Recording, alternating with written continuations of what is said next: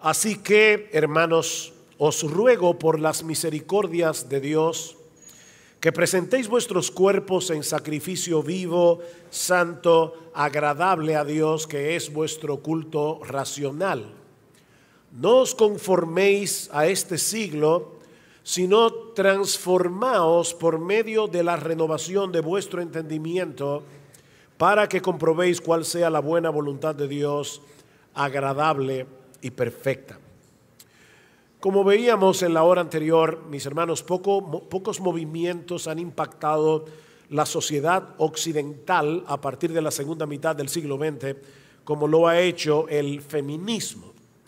Lo que pretendía ser un intento de reivindicación de los derechos de la mujer se convirtió en un tsunami ideológico que intenta arrasar con el matrimonio, la familia y de paso hacer irrelevante a la iglesia.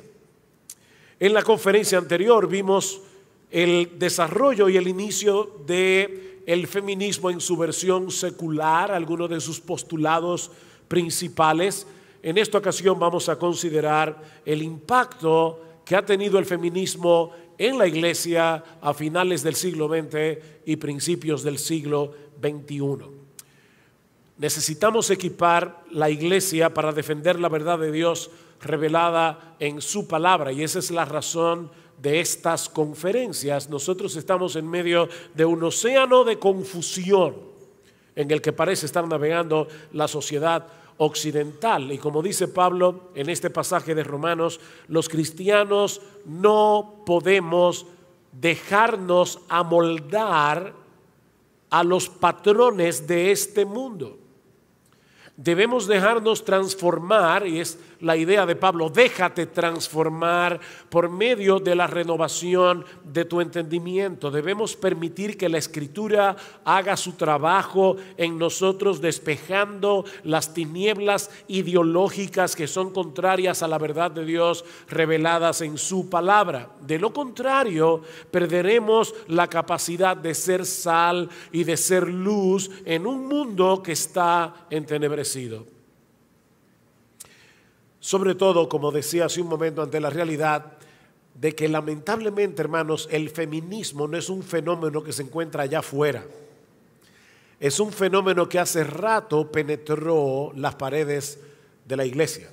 Y eso es precisamente lo que queremos ver en el día de hoy, considerando el surgimiento del feminismo en el evangelicalismo. El surgimiento, ese es mi primer encabezado, el surgimiento del feminismo en el evangelicalismo.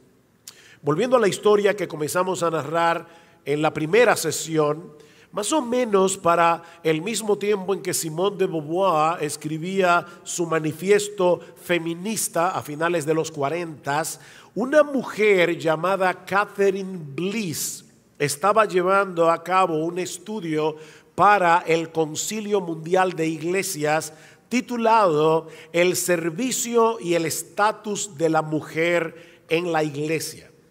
Aunque ese reporte fue completado en el año 1952, o sea, 3 años después de la publicación del Segundo Sexo de Simone de Beauvoir, no se le prestó mucha atención sino hasta finales del 1961, casi una década después, cuando otras voces comenzaron a levantarse reclamando un cambio del papel de la mujer en el plano eclesiástico.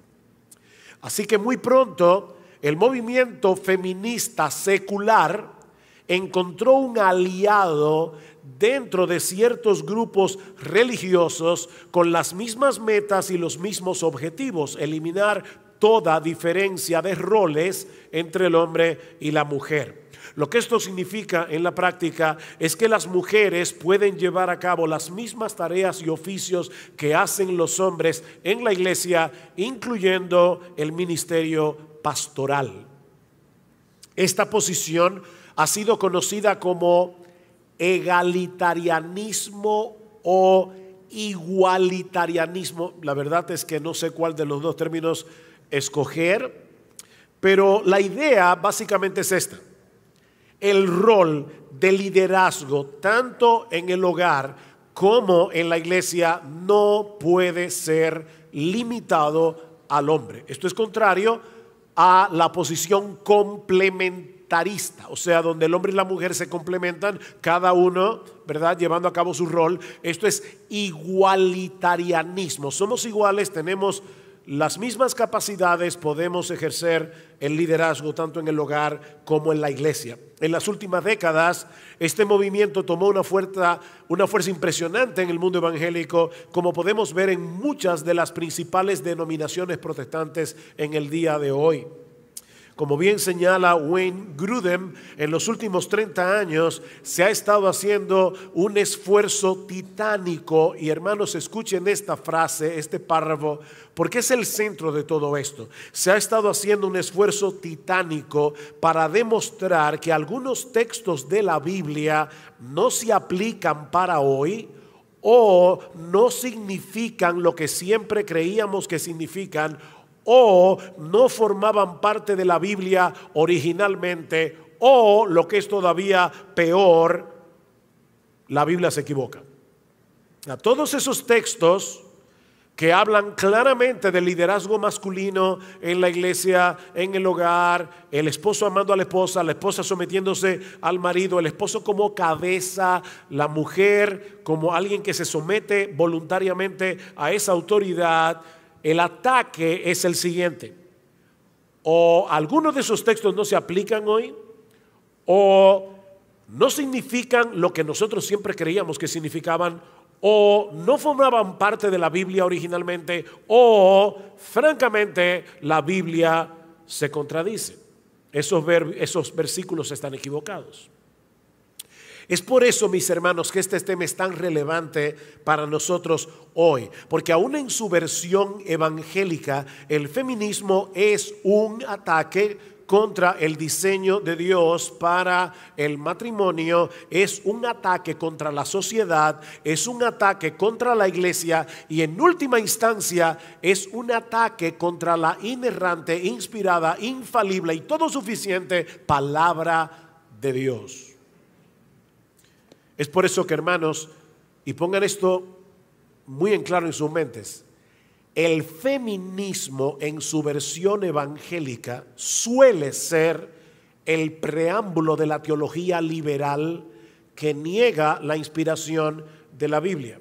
Porque al final de cuentas, para poder replantear todo esto de nuevo, vamos a tener que torcer las escrituras en algún punto. Y es por eso que el feminismo en la iglesia, tal como lo estoy planteando, es un camino hacia el liberalismo, como bien han advertido teólogos, entre ellos Wayne Grudem, que acabo de mencionar. Por razones obvias de tiempo, no podemos dedicarnos ahora a responder todos los argumentos teológicos presentados a favor del egalitarianismo.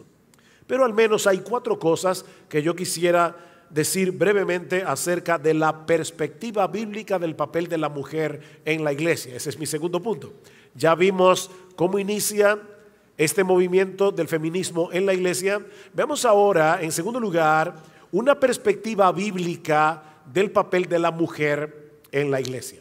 En primer lugar, ya vimos en el primer mensaje que Dios creó al hombre y a la mujer con similitudes y con diferencias, para que puedan complementarse el uno al otro y así mostrar juntos más plenamente la imagen de Dios en nosotros. Recuerden el texto de Génesis 1:27, creó Dios al hombre a su imagen, a imagen de Dios los creó, varón y hembra los creó. Tanto el hombre como la mujer comparten la misma humanidad, la misma dignidad, el mismo valor, complementándose perfectamente el uno con el otro. Pero Dios creó el sexo masculino y el sexo femenino.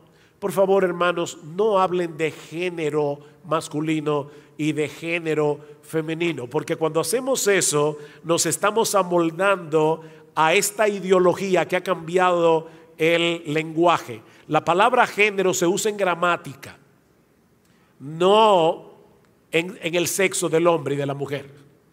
No es género, es sexualidad. Entonces Dios creó al hombre con el sexo, no con el género. sino con el sexo masculino o con el sexo femenino, cada uno con características biológicas, físicas, emocionales, que hacen que un hombre sea hombre y que una mujer sea mujer. Y es funcionando como hombres y mujeres que podemos mostrar la gloria de Dios en el mundo. Mis hermanas, pedirle a una soprano que cante como un tenor no va a hacer avanzar su carrera, la va a destruir. Porque ella no fue diseñada, ni siquiera en sus cuerdas vocales, ella no fue diseñada para cantar como un tenor, sino como una soprano. Cada cual hace lo que Dios lo diseñó a hacer. En segundo lugar, Dios creó un esquema de autoridad tanto para el hogar como para la iglesia que refleja el orden operacional de la misma Trinidad. El orden operacional de la misma Trinidad.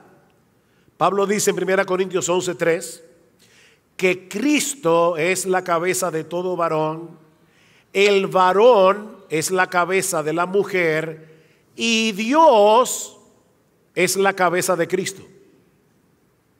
¿Ven el punto? Dios el Padre no es más Dios que Dios el Hijo, pero en su modo de operación, Dios el Hijo se somete al Padre voluntariamente. Y de la misma manera la mujer debe colocarse voluntariamente bajo la autoridad de su marido, reflejando así el orden funcional que vemos en la Trinidad. ¿Se dan cuenta, mis hermanos y hermanas, que esto no es un asunto meramente cultural? Ni siquiera es algo que vino a ser así debido a la caída. No, esto era parte del diseño original de Dios al crear al hombre y a la mujer, como enseña Pablo claramente en 1 Timoteo capítulo 3 versículo 11. Dice Pablo: la mujer aprenda en silencio con toda sujeción, porque no permito a la mujer enseñar ni ejercer dominio sobre el hombre. Y Pablo está hablando aquí en el contexto particularmente de la iglesia. Y lo vemos más adelante cuando Pablo le dice a Timoteo: esto te escribo aunque tengo la esperanza de ir pronto a verte, para que si tardo sepas cómo debes conducirte en la casa de Dios, que es la iglesia del Dios viviente, columna y baluarte de la verdad. Así que Pablo está instruyendo a Timoteo de cómo debía gobernar la iglesia, y Pablo está diciendo: la mujer no le permito enseñar ni ejercer dominio sobre el hombre, sino estar en silencio. ¿Por qué? Argumento: porque Adán fue formado primero, después Eva, y Adán no fue engañado, sino que la mujer, siendo engañada, incurrió en transgresión. El argumento de Pablo es teológico, hermanos, no es cultural. El hombre fue creado primero, dice Pablo, para mostrar el lugar que él ocupa como cabeza, como autoridad sobre la mujer. Ahora, me encanta cómo lo explica Kevin DeYoung, porque él dice: el punto aquí no es que lo primero es mejor, como si Dios estuviera eligiendo su equipo de béisbol. O sea, ustedes saben que los varones que han jugado béisbol saben que cuando le dan a uno a elegir su equipo, ¿qué hace uno? Escoger a los mejores jugadores primero, para que el otro no se lleve a los jugadores. Bueno, eso no es lo que Dios está haciendo en Génesis. Dice él: no es que lo primero es mejor. A final de cuentas, dice Kevin DeYoung, Dios hizo castores y a salamandras antes de crear al hombre. El orden importa porque indica la posición de Adán en la narrativa de la creación como sacerdote y protector, y la de Eva como quien está bajo la protección del hombre, hecha de su costado y con la misión de apoyar al hombre. Ese orden es violentado cuando la mujer asume el liderazgo en la iglesia, que es lo que Pablo está diciendo. Eva fue engañada, y cuando Eva fue engañada e incurrió en transgresión, cuando Eva se convirtió en la pastora del huerto. Era Adán el que estaba supuesto a enseñar a Eva la palabra de Dios, pero ahora es Eva la que asume el papel del líder y Adán asume el papel de seguidor. Y así es como se produce la caída. La razón por la que una mujer no debe ser pastora, y lo estoy diciendo así tranquilo, con calma, para que vean que no es un problema de ataque a nadie. La razón por la que una mujer no debe ser pastora es porque el oficio pastoral incluye básicamente dos cosas: enseñar y gobernar la iglesia. Y eso es precisamente lo que se le prohíbe a la mujer hacer en 1 Timoteo. No le permito enseñar, no le permito ejercer dominio. En otras palabras, no le permito ser pastora. Eso es básicamente lo que Pablo está diciendo. Cuando las mujeres asumen una posición de liderazgo en la iglesia, están contribuyendo a la confusión que ha generado el feminismo y la ideología de género, porque están confundiendo los roles asignados por Dios para el hombre y la mujer. Estos roles forman parte integral de la masculinidad y de la feminidad y fueron tergiversados por la entrada del pecado, que es el tercer aspecto que quisiera resaltar en esta tarde. Mis hermanos, la famosa batalla de los sexos no comenzó con Mary Wollstonecraft. La batalla de los sexos no comenzó con Simone de Beauvoir ni con Betty Friedan. Comenzó en el huerto del Edén. Cuando Eva asumió ese rol de liderazgo, Adán claudicó de su posición de autoridad, dejando de guiar y proteger amorosamente a su mujer. A partir de ese momento, la sumisión de la mujer y el ejercicio piadoso de la autoridad por parte del hombre habría de convertirse en una batalla campal por el control y la autoridad. ¿Cuál es el castigo que le impone Dios a Eva por su pecado? Génesis 3:16. Multiplicaré en gran manera los dolores en tus preñeces, con dolor darás a luz los hijos, y tu deseo será para tu marido, y él se enseñoreará de ti. Mis hermanas amadas, lo de los dolores de parto, ustedes saben lo que significa. Si tú eres mamá, no tengo que explicarte eso. Pero ¿qué significa esa frase, tu deseo será para tu marido? Porque alguien lo puede ver hasta como algo bueno. Sí, claro, sí, mi deseo es para mi marido. No, un momento. Esas fueron las mismas palabras que Dios le dijo a Caín en Génesis capítulo 4, versículo 7, para advertirle que el deseo del pecado va a ser querer dominarlo a él. Esa es la idea. O sea, como bien señala un comentarista, el deseo de la mujer a partir de la caída sería muy parecido al deseo del pecado de dominar a Caín. Ahora la mujer desearía controlar a su marido. Y como está tratando de controlar a un pecador, puede ser que él entonces trate de enseñorearse y no precisamente de buena manera. Ven, mis hermanos, la batalla de los sexos no comenzó en los 60s. La batalla de los sexos se agudizó en los 60 definitivamente, pero comenzó en el huerto del Edén. Esa inversión de roles en el hogar, en la iglesia, es fruto de la entrada del pecado en el mundo. La buena noticia es que eso es revertido por medio del Evangelio. El Evangelio revierte ese orden y eso lo vemos claramente entre muchos textos en Tito capítulo 2. Yo les pido por favor que vayan conmigo a la carta de Tito capítulo 2 y quiero que noten algo interesante. Pablo dice En el versículo 3, a las ancianas de la iglesia, que sean reverentes en su porte, no calumniadoras, no esclavas del vino, maestras del bien. ¿Y qué deben enseñar las hermanas más maduras? Que enseñen a las mujeres jóvenes a amar a sus maridos y a sus hijos, a ser prudentes, castas, buenas, cuidadosas de su casa, sujetas a sus maridos, para que la palabra de Dios no sea blasfemada. Generalmente, y esto es triste, pero se toma ese texto de Tito 2 y se le aplica a las mujeres sin seguir leyendo el texto. Pero esto es un capítulo completo. Pablo sigue diciendo en el capítulo 11, porque él sigue exhortando.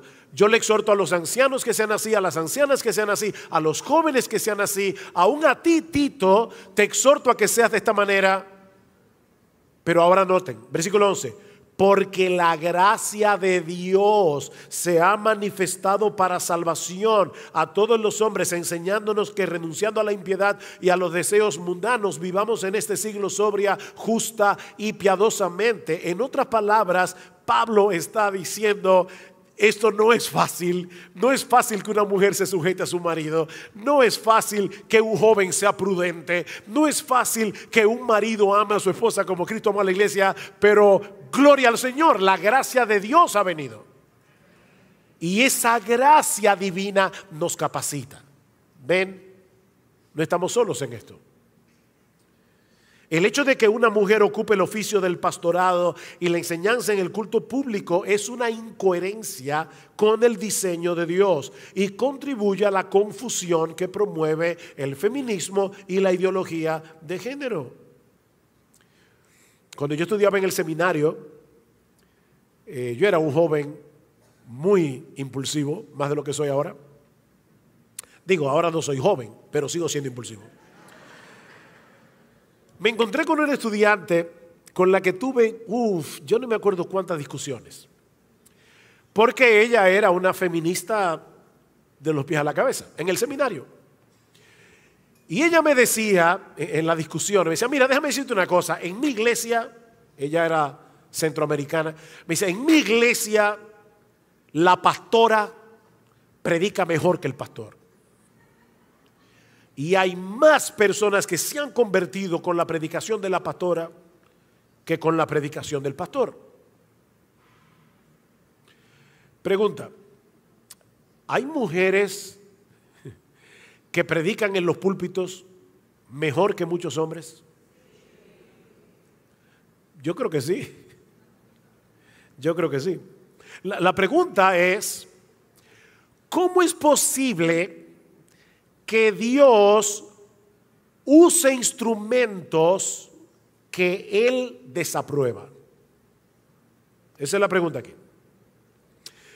Bueno, antes de responder esa pregunta, es importante recalcar, mis hermanos, que nunca debemos interpretar la Biblia a la luz de las experiencias. Nunca. Debemos interpretar las experiencias a la luz de la Biblia. Eso es lo primero. Pero lo segundo es que ciertamente Dios es soberano y en ocasiones, ¿saben qué?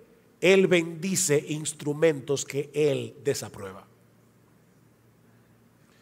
De hecho, yo me atrevería a preguntar aquí, si alguno de ustedes llegó, no lo voy a hacer, pero si alguno de ustedes llegó al evangelio verdadero, a través de un pastor que tal vez hoy es un apóstata, o incluso a través de un pastor que ahora es un falso maestro, o incluso era un falso maestro cuando te predicó. Yo no puedo evaluar la experiencia, la Biblia a la luz de la experiencia. Dios usa en ocasiones instrumentos que Él desaprueba. Escuchen lo que dice Pablo en Filipenses capítulo 1, versículo 15. Pablo cita el caso de algunos predicadores que estaban predicando por envidia. ¿Ustedes creen, mis hermanos, que Dios apruebe que un predicador predique por envidia? Obviamente no. ¿Y saben qué dice Pablo? De todas maneras, o por pretexto o por verdad, Cristo es anunciado, y en esto me gozo y me gozaré aún, porque el evangelio es tan poderoso que puede actuar a través de un envidioso.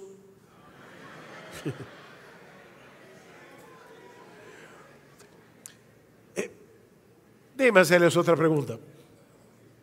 ¿Ustedes conocen el caso de creyentes, o sea, personas que profesan la fe, son miembros de una iglesia, que se casan con un incrédulo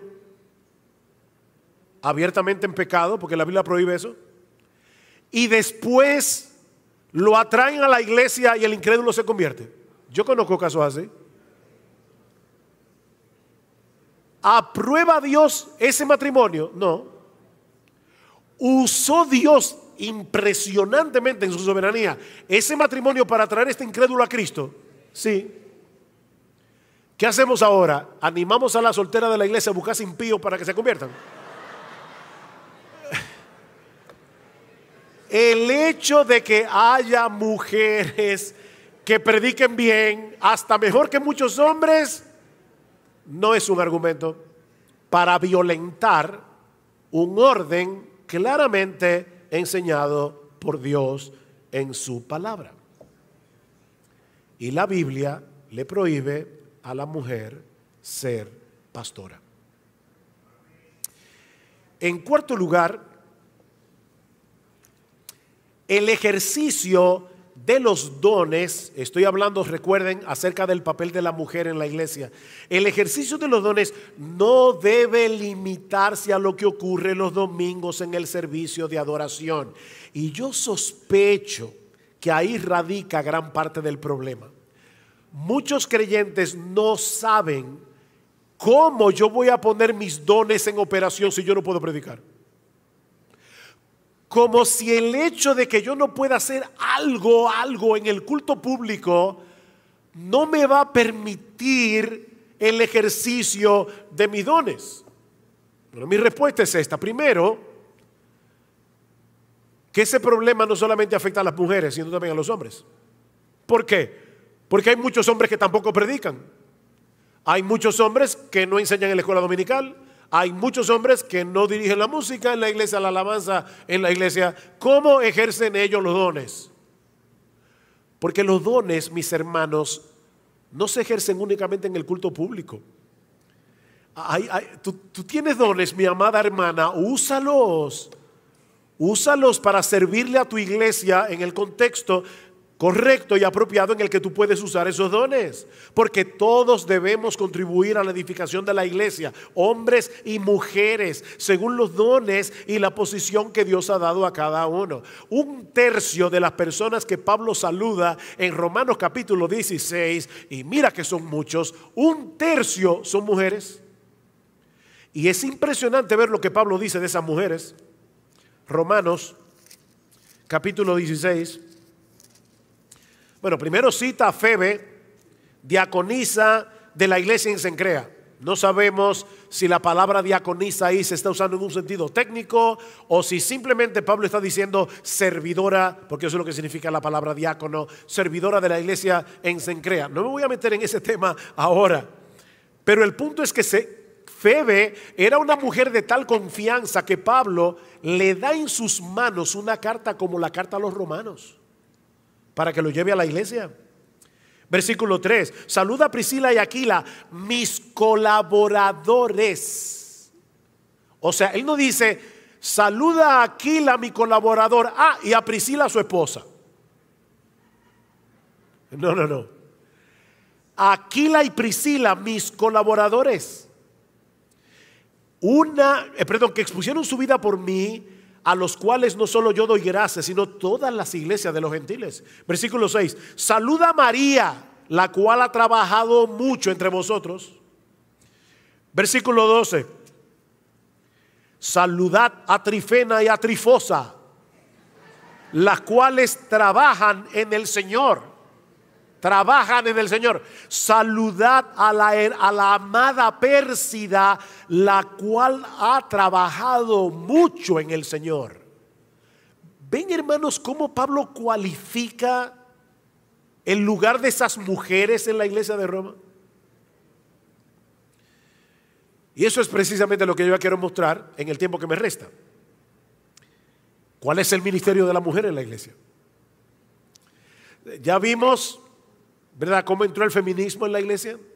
Ya vimos el papel de la mujer, alguna perspectiva, no puede ser pastora. ¿Y entonces qué hago? Ok, el ministerio de la mujer en la iglesia. Y lo primero que debo decir, extrañamente, es que las mujeres deben aprender. Las mujeres deben aprender. Mi hermana querida, tú tienes la misma responsabilidad que los varones de educarte bien teológicamente, de conocer bien tu Biblia. Las mujeres cristianas tienen la responsabilidad de crecer en su conocimiento doctrinal de las Escrituras, y la iglesia tiene la responsabilidad de enseñarlas.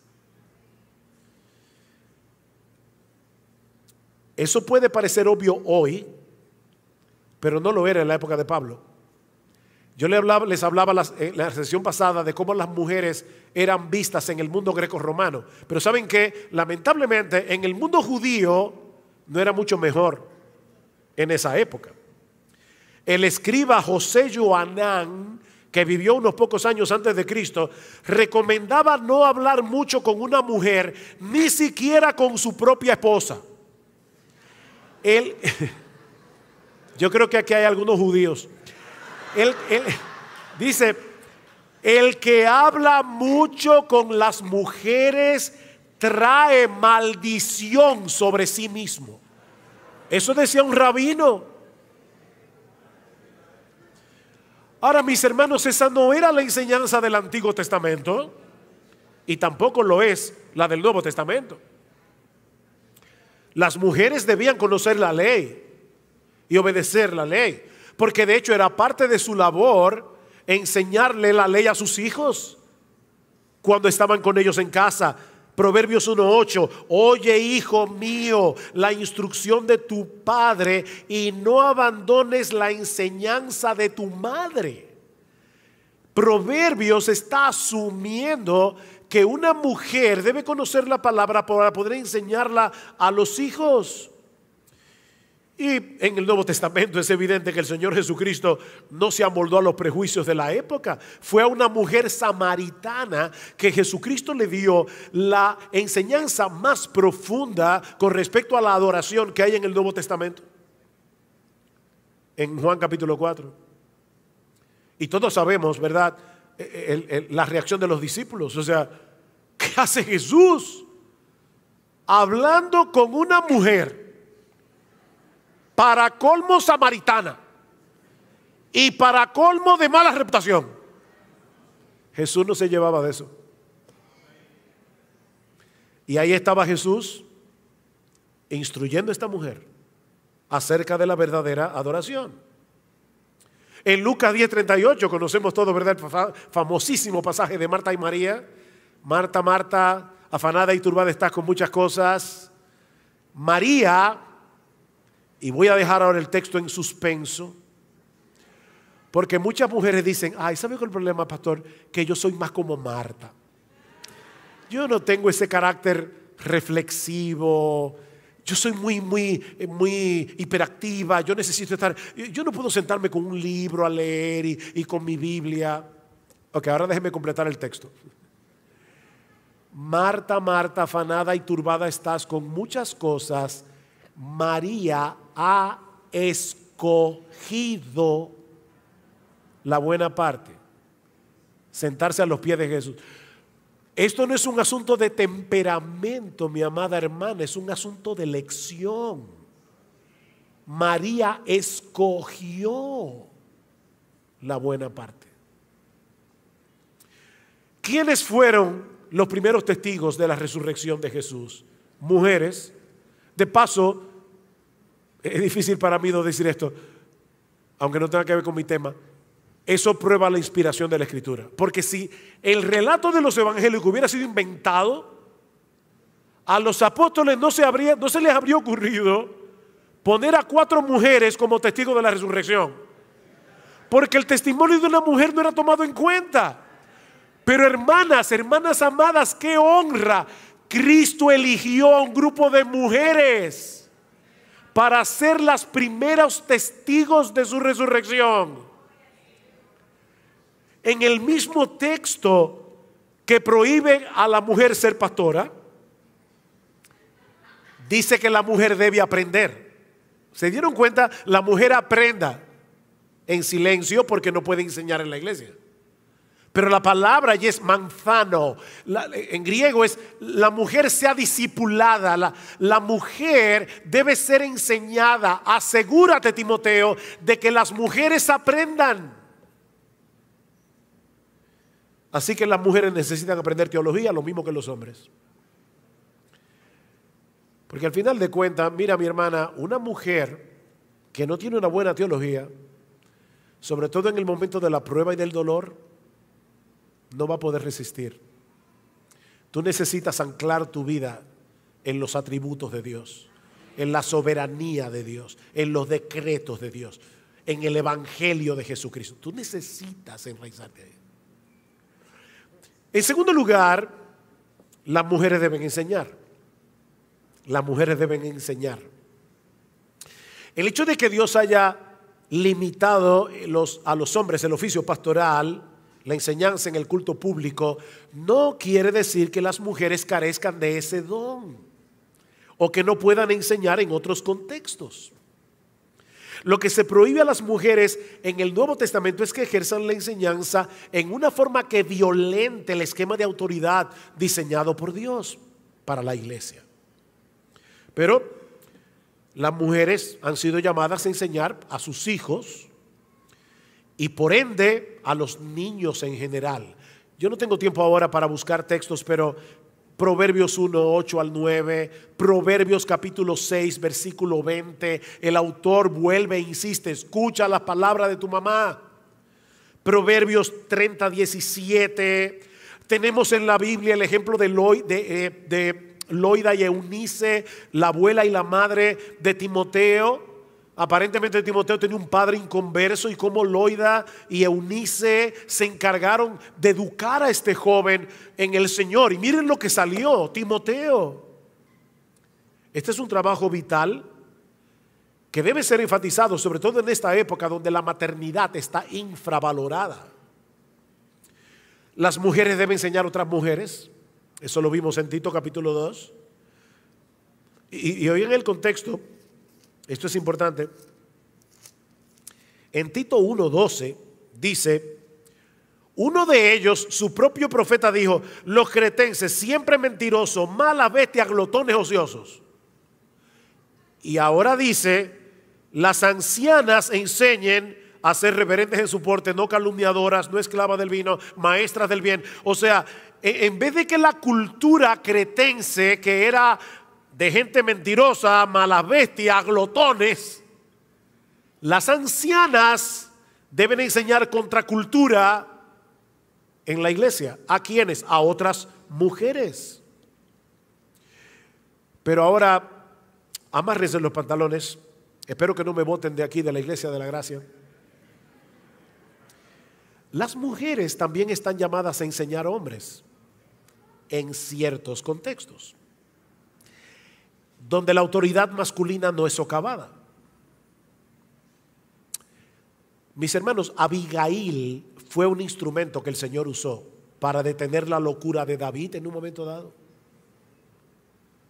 Y esta mujer, con todo respeto, le dice: cuando tú llegues a ser rey, esto te será tomado en cuenta. ¿Y qué le dijo David? O lo que tenía que decirle: mire, cállese la boca. ¿Qué usted me está? No, David le dice: bendita seas tú de Jehová. Fue Dios que te envió a darme esa advertencia. El futuro rey de Israel. Apolos no tuvo ningún problema en ser instruido por Priscila y Aquila. ¿Recuerdan en Hechos cuando Apolos, que era un poderoso predicador, pero tenía distorsiones en el evangelio. ¿Y qué sucedió? Aquila, y menciona su nombre primero, Aquila y Priscila tomaron a este joven y en la intimidad de su hogar lo ayudaron a entender mejor el evangelio. De hecho, la palabra griega que se usa allí es que lo catequizaron, instruyeron. Comentando acerca de este pasaje, dice Matthew Henry: he aquí el ejemplo de una buena mujer que, aunque no le es permitido hablar en la iglesia, aún así hace bien en una conversación privada con el conocimiento que Dios le ha dado, dice Matthew Henry. Varones masculinos, tú no deberías tener ningún problema en aprender de una mujer cuando eso ocurre en un contexto apropiado y en la forma apropiada. La mujer está llamada a ser ayuda idónea de su marido. Pero si tú no dejas que tu mujer hable, si tú no dejas que tu mujer te aconseje, si tú no dejas que tu mujer te corrija, ¿cómo tú quieres que sea tu ayuda? Claro, mis hermanas.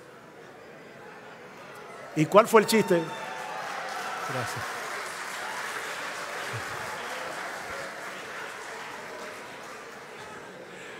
Parece que hay problemas aquí en el Cibao.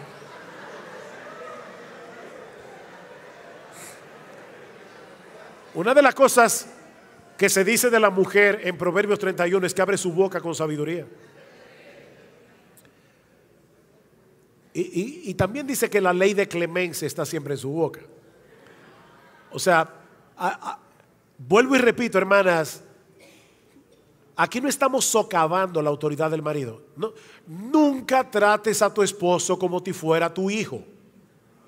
Eso es otra forma de hacer. No estamos hablando de eso. Estamos hablando de una esposa que le dice: mi amor, de verdad, en esto creo que estás equivocado. O como me dijo mi querida esposa en una ocasión, con una calma: ¿tú sabes cuál es tu problema? Que ahora mismo te está dominando tu orgullo.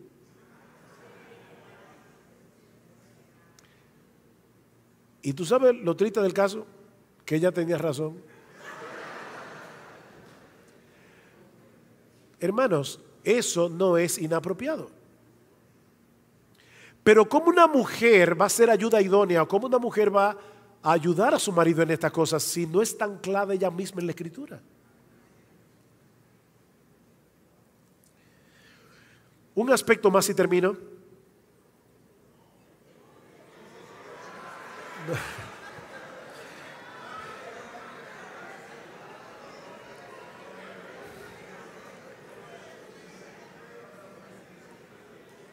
El tercer ministerio que deben ejercer las mujeres,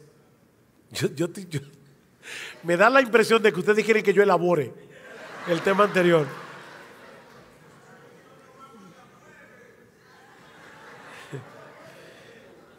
Es que las mujeres deben ayudar y ejercer misericordia dentro de la iglesia.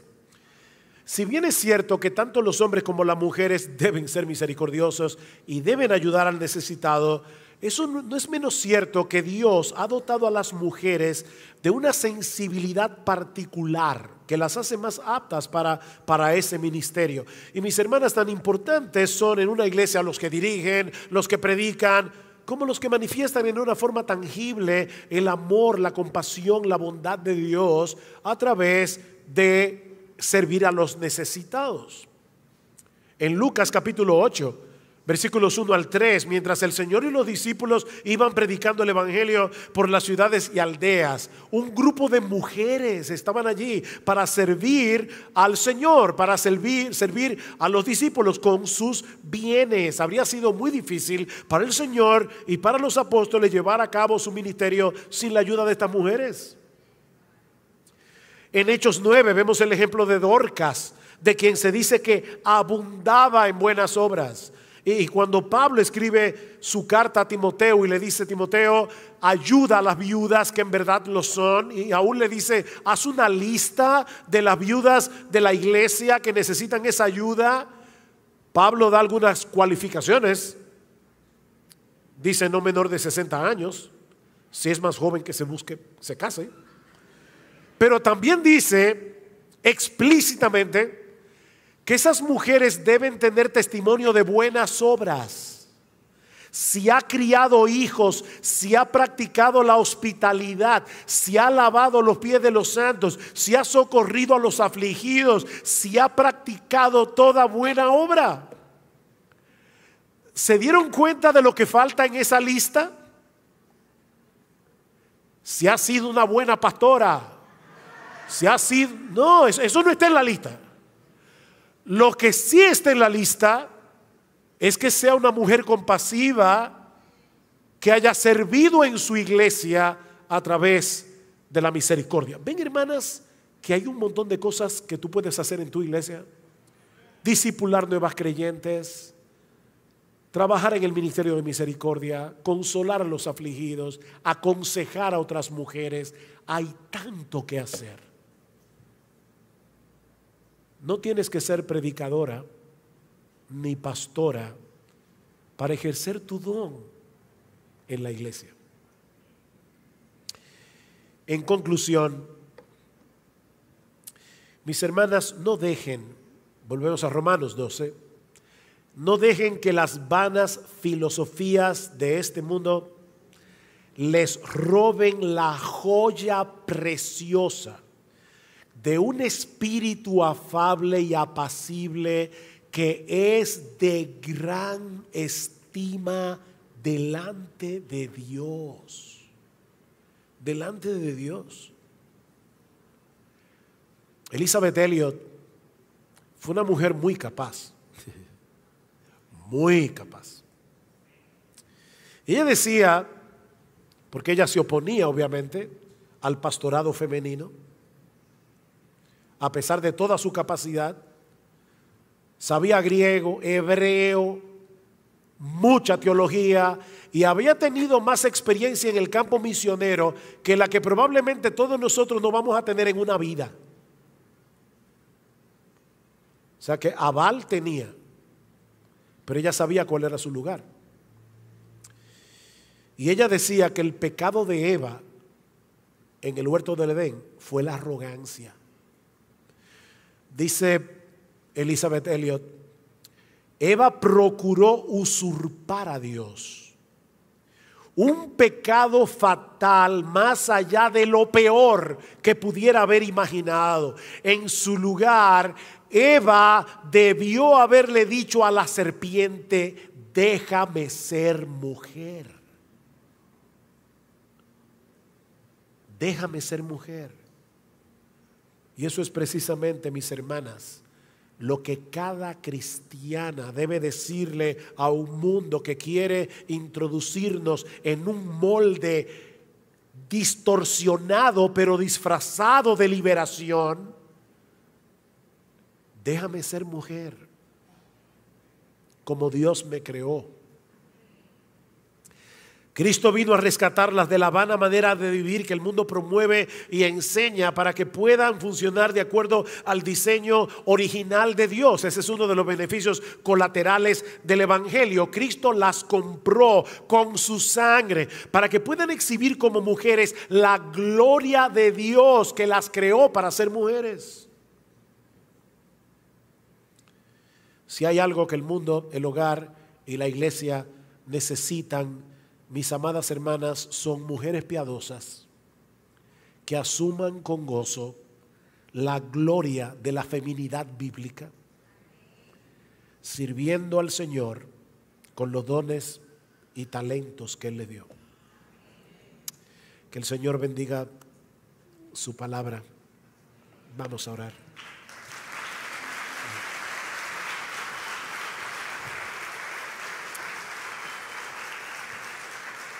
Padre, nosotros queremos darte gracias de nuevo por permitirnos predicar tu palabra una vez más. Y ahora, Señor, ayúdanos a aplicar esta palabra que ha sido predicada. No podemos en nuestras propias fuerzas. Perdónanos, Señor, cuando hemos comprado las mentiras del mundo y hemos dejado de lado la verdad verdadera, tuya, revelada en tu palabra.